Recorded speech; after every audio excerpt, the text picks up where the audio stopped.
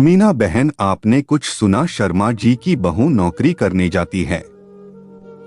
कहने को तो मास्टरनी की नौकरी करती है, पर घर से जब निकलती है तो कभी देखना राम राम ऐसे सज धज के निकलती है मानो मॉडलिंग करने जा रही हो। ऊपर से नीचे तक मैचिंग मैचिंग करके। हमने भी पढ़ाई की है ऐसी मास्टरनी हमने तो नहीं देखी। कमला बहन अपनी पड़ोसन मीना जी से बोल रही थी। मीना जी बोली, अरे कमला बहन धीरे बोलो, वो देखो सामने से शर्मा जी की पत्नी विमला आ रही है। सुनेगी तो बेकार में लड़ाई झगड़े होंगे।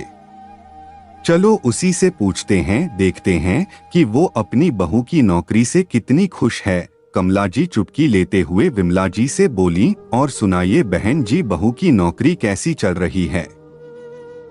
अब बहू सज धज के नौकरी करने चली जाती है। घर में पसीना तो आपको बहाना होता होगा।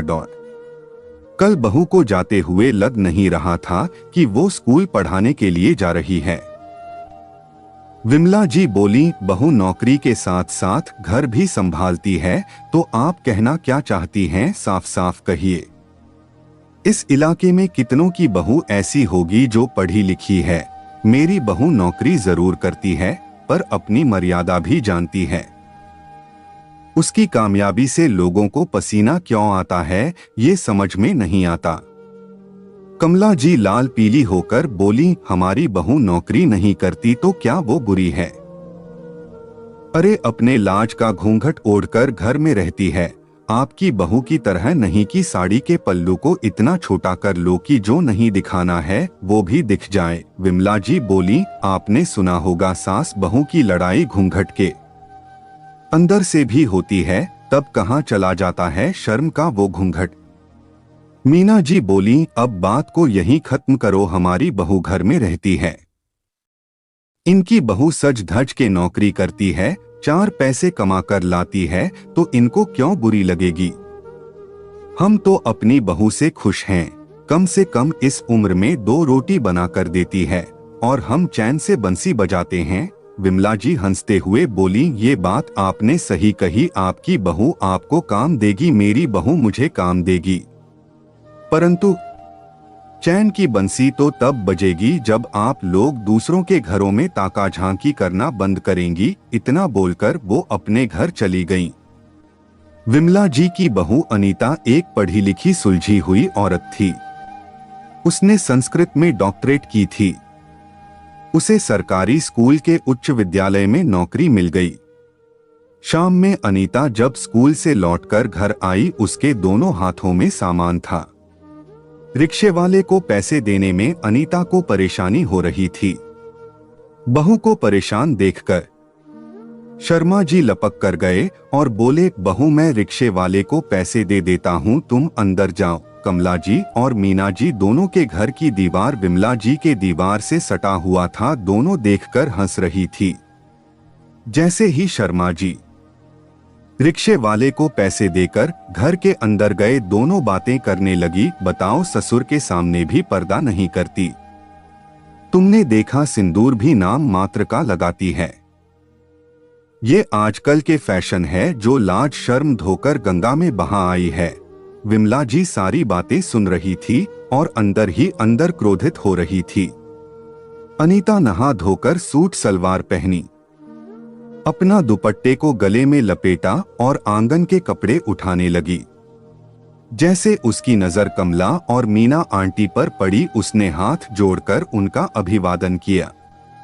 वहीं वो दोनों इशारों ही इशारों में अनीता के दुपट्टे के लिए बातें कर रही थी। विमला जी आंगन में आई और बहू के दुपट्टे को खोलते हुए बोली, बहू ये दुपट्टा है, इसे गले में लपेटा नहीं बल्कि सीने को ढककर रखना है। कुछ तो शर्म करो, मैं बोलती नहीं तो तुम समझती भी नहीं हो। इतना कहकर वो वहां से चली गईं। अनीता को थोड़ा अटपटा लगा, क्योंकि विमला जी जल्दी ऐसी बातें नहीं करती थीं। शाम में जब अनीता के पति रमेश आए तो अनीता आगे बढ़कर मुस्कुराकर बोली, आपका आज का दिन कैसा रहा? आप हाथ मुंह धो लीजिए, मैं आपके लिए ठंडा शरबत लेकर आती हूँ। वो कहते हैं न शक का कीड़ा अगर जन्म ले ले तो इंसान न चाहते हुए भी वो बोल देता है जो उसे बोलने की इच्छा नहीं होती। जैसे ही अनीता रसोई में गई, विमला जी बोली, बहू वहां तुम्हारे ससुर भी बैठे हैं, क्या जरूरी है उनके सामने अपने पति से हंस हंस कर बातें करना। ये शरबत मुझे दो, मैं जाकर रमेश को दे दूंगी, तुम अपना काम निपटा लो। अनीता को शक होने लगा कि जरूर कोई बात है, वरना उसकी सास इतना टोका टाकी नहीं करती है। फिर भी उसने उस बात को वही खत्म कर दिया। वो काम निपटा कर रमेश को दफ्तर भेजकर स्कूल जाने के लिए तैयार होने लगी। विमला जी आईं और बोली, बहू अपनी साड़ी के पल्लू को थोड़ा बड़ा रखो, ये देखो तुम्हारा पेट नाभि सब कुछ दिख रहा है।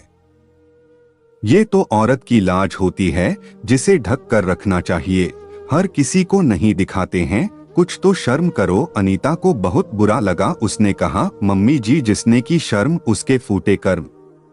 मैं कोई मॉडलिंग करने नहीं जा रही हूँ, आप भी जानती हैं मेरा क्या काम है। मानती हूँ मैं एक शिक्षिका हूँ, परंतु क्या शिक्षिका घूंघट में जाकर बच्चों को पढ़ाएगी? अगर वो तरीके से तैयार होकर स्कूल जाएगी तो क्या उसकी इज्जत घट जाएगी? आप तो कभी ऐसी बातें नहीं करती थीं, आखिर बात क्या है? दूसरों की बातों में आकर आप क्यों अपना नजरिया बदल रही है? उस दिन तो विमला जी ने कुछ नहीं कहा, परंतु बात बात पर अनीता को इशारों से या फिर कुछ कहकर टोकती रहती थीं। कभी वो अनीता को देखती तो कभी अपनी पड़ोसनों को, जिनकी नजर हमेशा अनीता पर ही रहती थी। एक दिन अनीता ने सारी बातें रमेश से साझा की। रमेश बोले, बेहतर होगा माँ से बैठकर बात करो और सारी बातों को साफ करो। अनीता रात के खाने के बाद रसोई में जब विमला जी अकेली थी तो जाकर उनसे बोली, मम्मी जी आखिर आपके मन में क्या चल रहा है? आप मुझे साफ साफ बोलिए, तभी तो मैं आपकी परेशानी को दूर कर पाऊंगी। विमला जी बोली, मुझे क्या परेशानी होगी? अब घर की बहू शर्मनाक छोड़कर इस तरह से रहेगी तो एक सास क्या करेगी? मैंने तुम्हें सर पर पल्ला रखने से मना किया, पर तुमने तो शर्म लाज ही छोड़ दी। हम कभी बरामदे पर नहीं जाते थे, पर तुम्हें मैंने आजादी दी, तुमने उसका गलत उपयोग किया। मेरी ही गलती है जो मैंने पहले तुम्हें टोका नहीं। बहू को शर्म लाज के दायरे में रहना चाहिए। अनीता पहले पूरी बात सुनी, फिर बोली, मम्मी जी अगर मैं दूसरों के कहने पर अपने बढ़ते हुए कदम को पीछे हटा लेती हूँ, इसका मतलब मैं अपने साथ इंसाफ नहीं कर रही हूँ। जब मैंने कुछ गलत नहीं किया तो मैं क्यों करूँ शर्म? किसी ने सच कहा है, जिसने की शर्म उसके फूटे कर्म। शर्म तो देखने वालों की नजर में होनी चाहिए, वरना तो लोग अजंता की मूरत में भी कमियां निकाल देते हैं, तो क्या हम उसे भी पर्दों में ढक दें? शर्मा जी बाहर बैठे थे, उन्होंने सास बहू दोनों की बातें सुनी। बाद में पत्नी से बोले, विमला तुम कब से ऐसी दकियानूसी बातें करने लगी? हमारी बहू एक प्रतिष्ठित काम करती है, शिक्षक को तो लोग भगवान के बराबर मानते हैं, फिर तुम उस पर क्या कर रही हो? बच्चे अपने शिक्षक को देखकर ही सीखते हैं।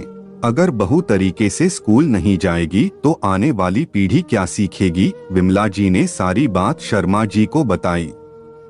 शर्मा जी बोले, तुम्हारी सहेलियों के पास कोई काम नहीं है, तभी तो वो दूसरे घरों में ताका झांकी करती है।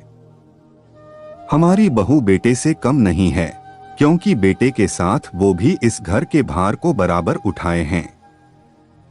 वो अपनी कमाई अपने मायके नहीं दे आती है, ये उसका घर परिवार है, तो क्यों करेगी वो किसी से शर्म? अगले दिन अनीता जब आंगन में कपड़े डाल रही थी तो विमला जी की दोनों पड़ोसन की नजर उघर ही थी। विमला जी आकर बोली, बहू तुम्हें स्कूल जाने में देरी हो जाएगी, ये काम मैं कर लूंगी, तुम्हारे कपड़े निकाल दी हूँ, जाओ तुम तैयार हो जाओ। अनीता मुस्कुराकर तैयार होने चली गई। जब अनीता तैयार होकर बाहर आई तो उसने सारी प्लेट बड़ी रखी थी। विमला जी आई और बोली, बहू जरा रुको। उन्होंने साड़ी के पल्लू को ठीक किया और बोली, जो तुम हो वहीं रहो, किसी और के लिए शर्म करने की कोई जरूरत नहीं, क्योंकि शर्म देखने वालों की नजर में होनी चाहिए, जिसने की शर्म उसके फूटे कर्म। मुझे तुम पर गर्व है। औरत की पहचान शर्म से नहीं बल्कि उसकी पहचान उसके कर्म से होती है, जिसे शर्म के पदों के पीछे नहीं छुपाना चाहिए। अपनी सास की बातों को सुनकर वो बहुत खुश हुई और उनका आशीर्वाद लिया और अपने काम पर चली गई। कमला जी और मीना जी दोनों सास बहू को देखकर हैरान थी। विमला जी अपनी दूसरी पड़ोसन को सुनाते हुए बोली, मेरी बहू शर्म से ज्यादा कर्म में विश्वास रखती है। शर्म तो उन्हें करना चाहिए जिनकी बहुएं घूंघट ओढ़ के साथ ससुर से लड़ाई करती है। इतना कहकर वो घर के अंदर चली गई। दोस्तों, कई बार हम दूसरों की बातों में आकर अपने ही घर में आग लगा लेते हैं। क्यों किसी के कहने पर बहू बेटियों के बढ़ते कदम को हम पीछे खींचे। शर्म तो देखने वालों की नजर में होनी चाहिए, ना कि उनके कपड़ों में, क्योंकि कपड़े ये नहीं बताते कि हमारा मन कितना साफ है और हम अपने मन में बड़ों के लिए कितनी इज्जत रखते हैं। आपको ये कहानी कैसी लगी? अपने अनुभव और विचार कमेंट द्वारा मेरे साथ साझा करें।